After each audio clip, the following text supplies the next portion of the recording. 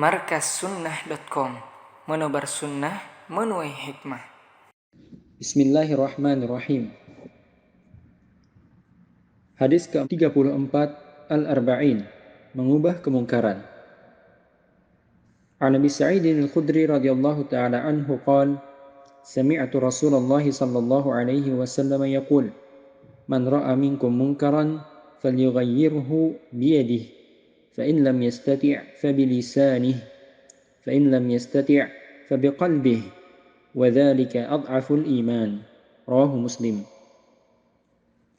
Dari Abu Sa'id Al-Khudri radhiyallahu ta'ala anhu, dia berkata, aku mendengar Rasulullah sallallahu alaihi wasallam bersabda, barang siapa di antara kalian melihat kemungkaran, hendaknya dia ubah dengan tangannya.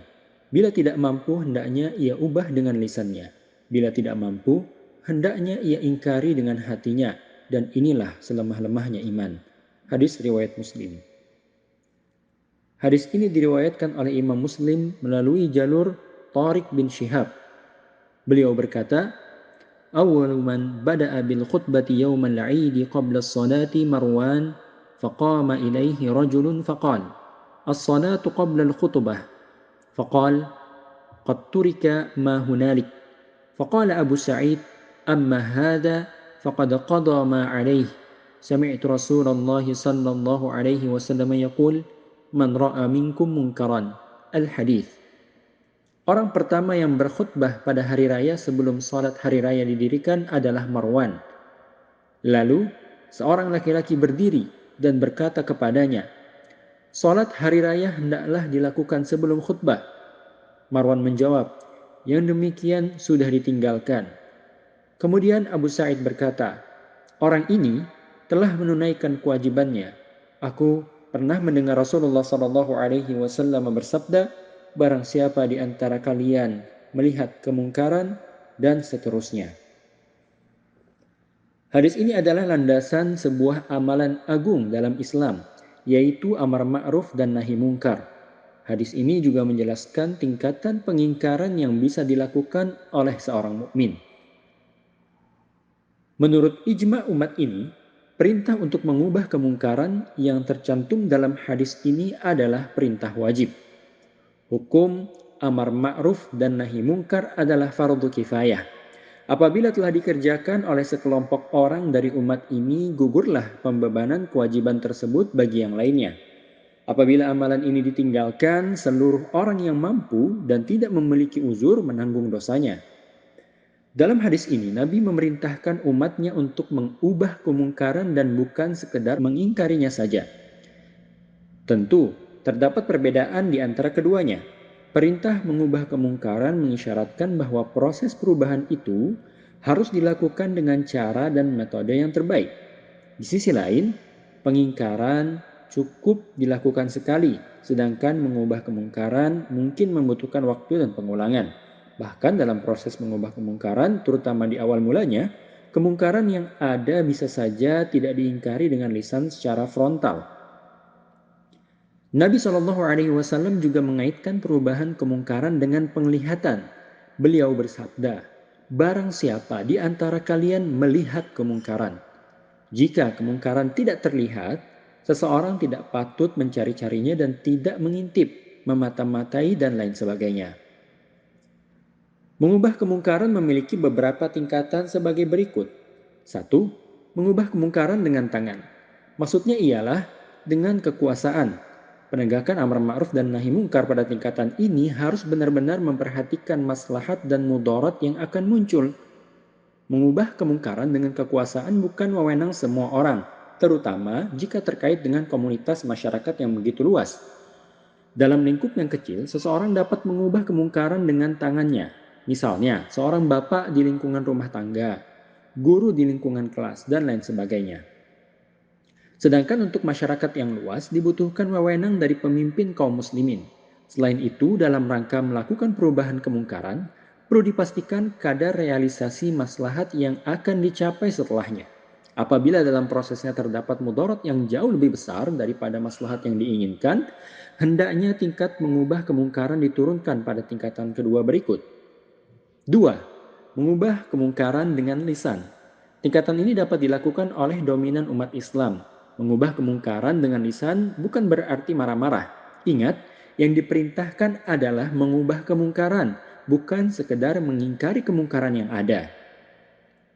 Mengubah kemungkaran berarti berusaha melakukan pendekatan dengan ucapan yang baik, lagi santun, menyebutkan ayat-ayat ancaman, menyebutkan hadis-hadis yang memiliki korelasi dan lain-lain sebagainya.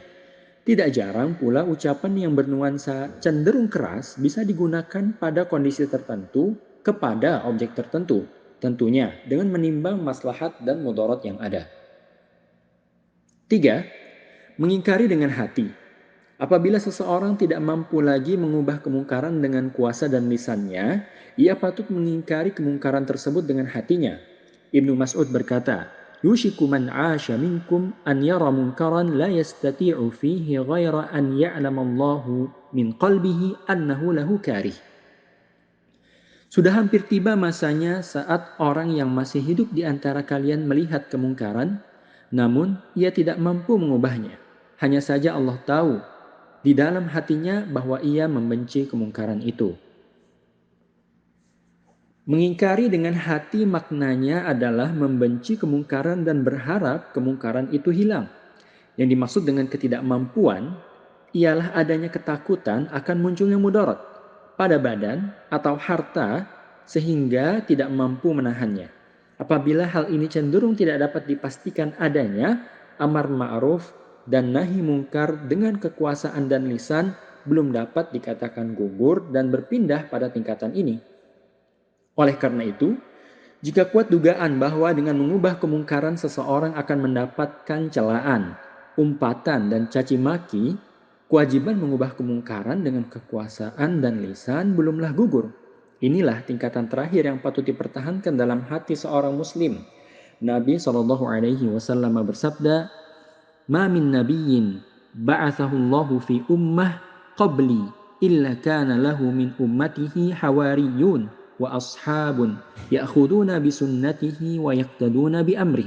Thumma innaha takhlufu min ba'dihim khulufun yaquluna ma la yaf'alun wa yaf'aluna ma la yu'marun.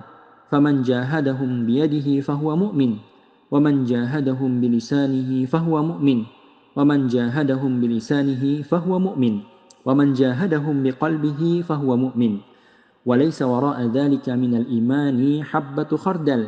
Tidaklah seorang nabi yang diutus oleh Allah pada suatu umat sebelumnya melainkan dia memiliki pembela dan sahabat yang memegang teguh sunnah-sunnah dan mengikuti perintah-perintahnya. Kemudian datanglah setelah mereka suatu kaum yang mengatakan sesuatu yang tidak dilakukan oleh mereka dan melakukan sesuatu yang tidak diperintahkan. Barang siapa yang berjihad dengan tangan melawan mereka, maka dia adalah seorang mukmin. Barang siapa yang berjihad dengan lisan melawan mereka, maka dia seorang mukmin. Barang siapa yang berjihad dengan hati melawan mereka, maka dia seorang mukmin.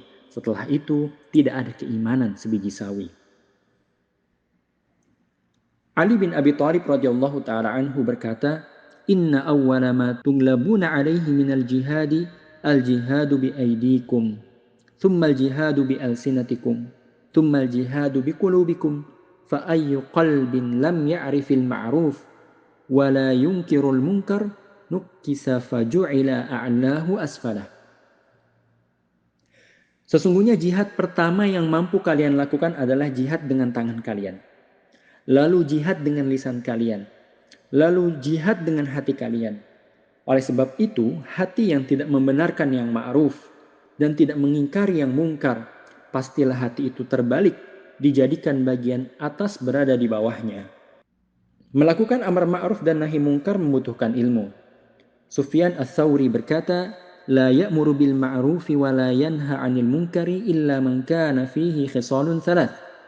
Rafiqun bima ya'mur, rafiqun bima yanha. Adlun bima ya'mur, adlun bima yanha. Alimun bima ya'mur, alimun bima yanha."